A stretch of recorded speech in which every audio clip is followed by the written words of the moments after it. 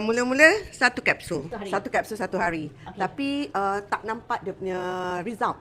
So kita sebenarnya ambil 2. So I start to change, I ambil 2 kapsul satu hari at night, I take at night.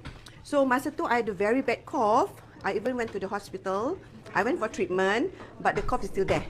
Tapi oleh kerana I dah cuba LivCore, ambil LivCore, selang berapa hari, I punya mucus, I punya kahak, warna kuning, warna hijau, apa-apa warna lah, dia keluar. Dia keluar, then gets better. Then another thing is that, I memang susah nak berpeluh, sweat.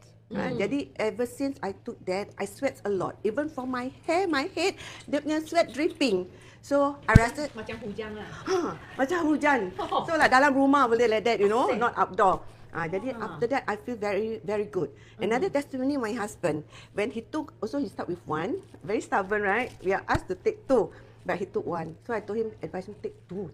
So okay, we change. He changed.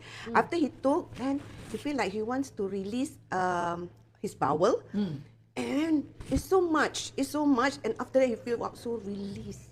That means detoxification takes place. Wah, hebat. Yeah, memang hebat. After you take that, then you will know what I mean. Because if you hear, like, okay ke tak betul ke, you have to try. So it's very good.